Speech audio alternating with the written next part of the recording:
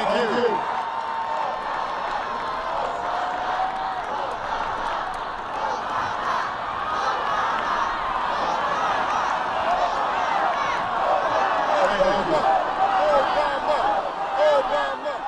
Thank you so much.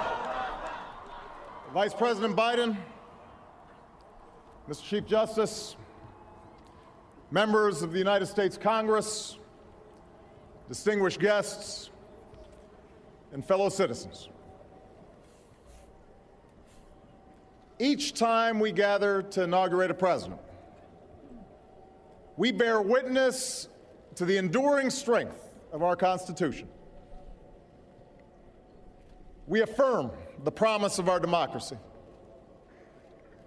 We recall that what binds this nation together is not the colors of our skin or the tenets of our faith or the origins of our names.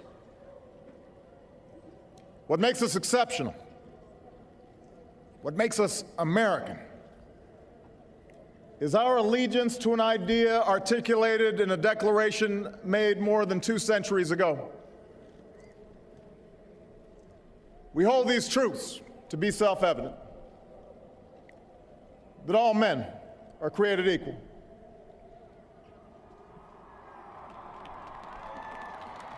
that they are endowed by their Creator with certain unalienable rights, that among these are life, liberty, and the pursuit of happiness. Today, we continue a never-ending journey to bridge the meaning of those words with the realities of our time. For history tells us that while these truths may be self-evident, they have never been self-executing. That while freedom is a gift from God, it must be secured by His people here on earth. The patriots of 1776 did not fight to replace the tyranny of a king with the privileges of a few or the rule of a mob.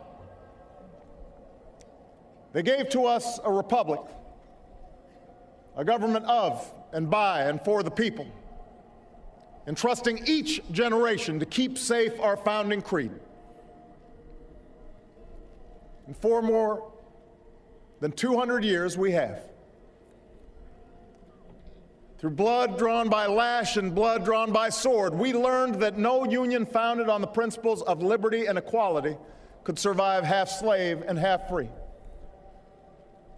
We made ourselves anew and vowed to move forward together. Together, we determined that a modern economy requires railroads and highways to speed travel and commerce, schools and colleges to train our workers.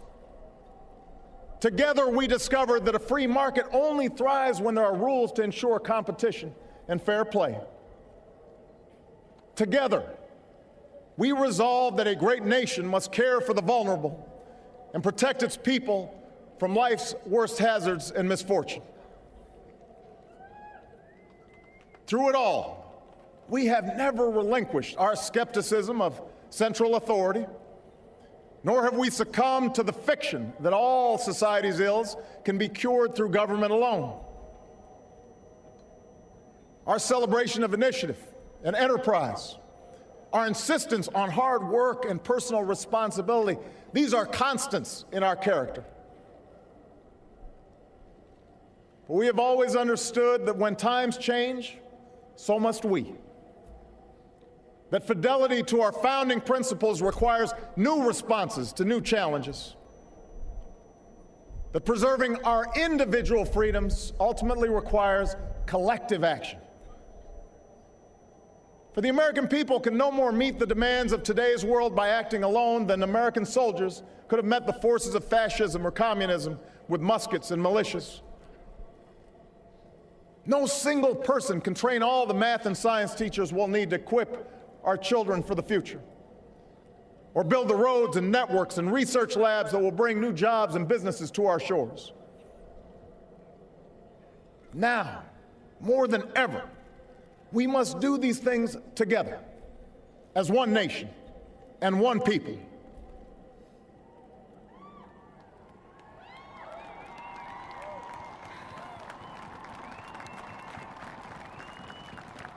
This generation of Americans has been tested by crises that steeled our resolve and proved our resilience. A decade of war is now ending.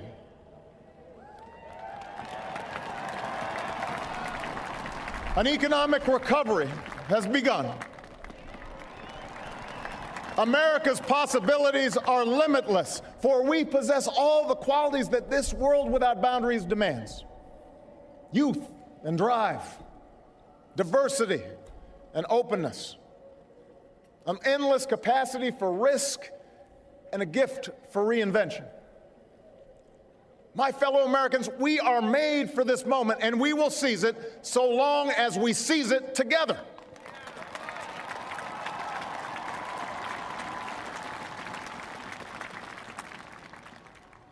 For we, the people, understand that our country cannot succeed when a shrinking few do very well and a growing many barely make it.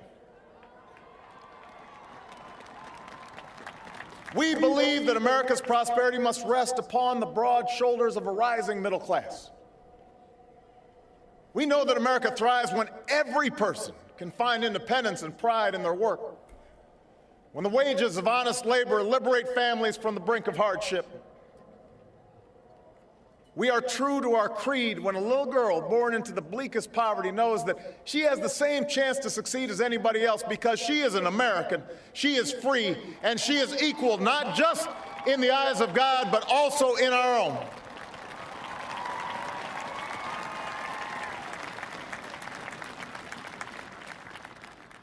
We understand that outworn programs are inadequate to the needs of our time. So we must harness new ideas and technology to remake our government, revamp our tax code, reform our schools, and empower our citizens with the skills they need to work harder, learn more, reach higher. But while the means will change, our purpose endures. A nation that rewards the effort and determination of every single American. That is what this moment requires. That is what will give real meaning to our creed. We, the people, still believe that every citizen deserves a basic measure of security and dignity.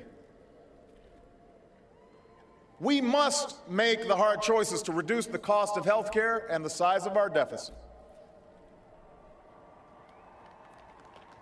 But we reject the belief that America must choose between caring for the generation that built this country and investing in the generation that will build its future.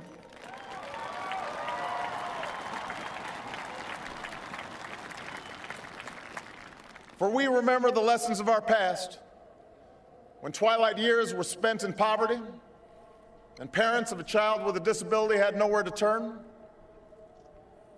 We do not believe that in this country freedom is reserved for the lucky or happiness for the few. We recognize that no matter how responsibly we live our lives, any one of us, at any time, may face a job loss or a sudden illness or a home swept away in a terrible storm. The commitments we make to each other through Medicare and Medicaid and Social Security, these things do not sap our initiative, they strengthen us. They do not make us a nation of takers, they free us to take the risks that make this country great.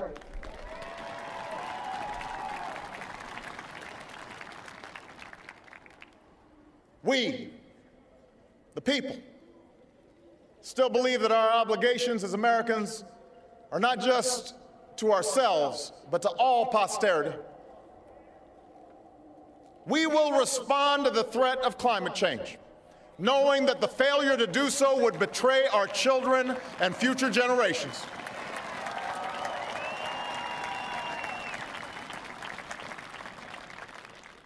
Some may still deny the overwhelming judgment of science, but none can avoid the devastating impact of raging fires and crippling drought and more powerful storms. The path towards sustainable energy sources will be long and sometimes difficult.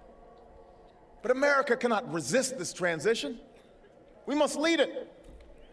We cannot cede to other nations the technology that will power new jobs and new industries. We must claim its promise. That's how we will maintain our economic vitality and our national treasure. Our forests and waterways, our croplands and snow-capped peaks. That is how we will preserve our planet, commanded to our care by God. That's what will lend meaning to the creed our fathers once declared. We, the people, still believe that enduring security and lasting peace do not require perpetual war.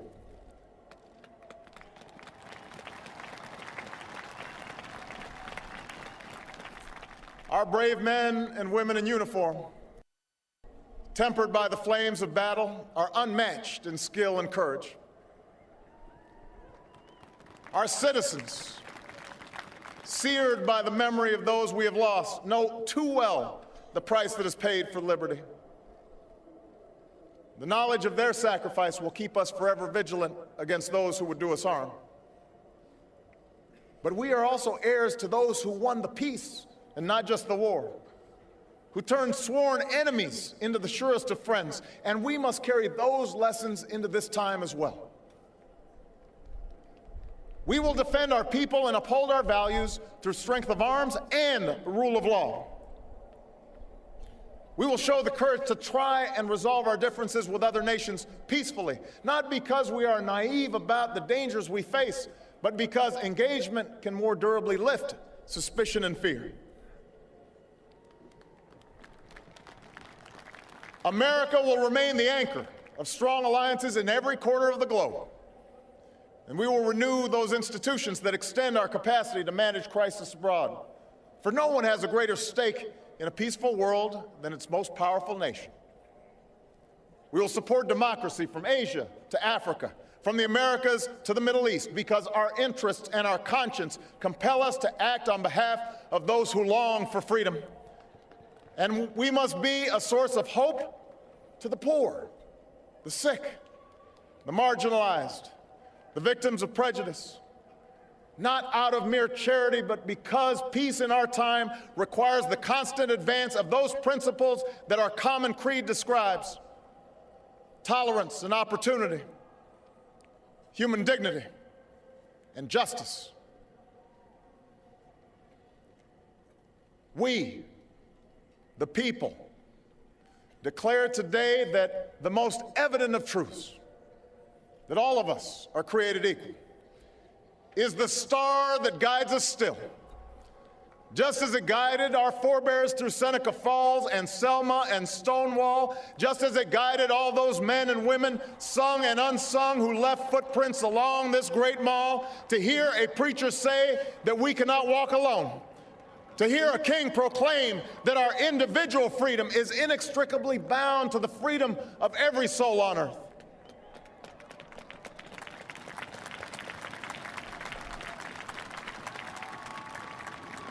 It is now our generation's task to carry on what those pioneers began. For our journey is not complete until our wives, our mothers, and daughters can earn a living equal to their efforts.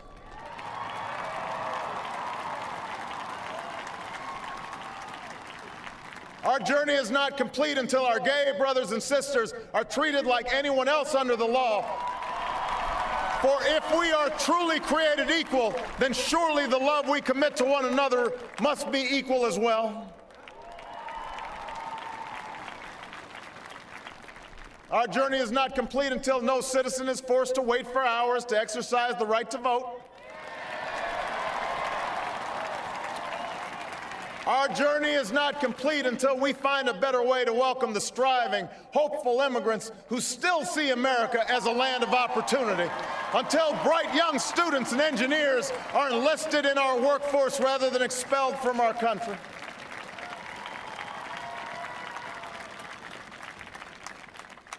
Our journey is not complete until all our children, from the streets of Detroit to the hills of Appalachia to the quiet lanes of Newtown, know that they are cared for and cherished and always safe from harm. That is our generation's task, to make these words, these rights, these values of life and liberty and the pursuit of happiness real for every American. Being true to our founding documents does not require us to agree on every contour of life.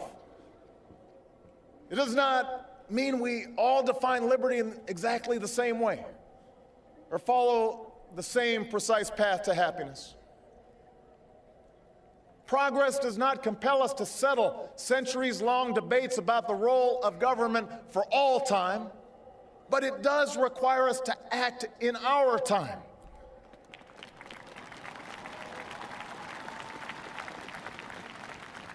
For now, decisions are upon us, and we cannot afford delay. We cannot mistake absolutism for principle, or substitute spectacle for politics, or treat name-calling as reasoned debate. We must act. We must act knowing that our work will be imperfect. We must act knowing that today's victories will be only partial, and that it will be up to those who stand here in 4 years, and 40 years, and 400 years hence to advance the timeless spirit once conferred to us in a spare Philadelphia hall.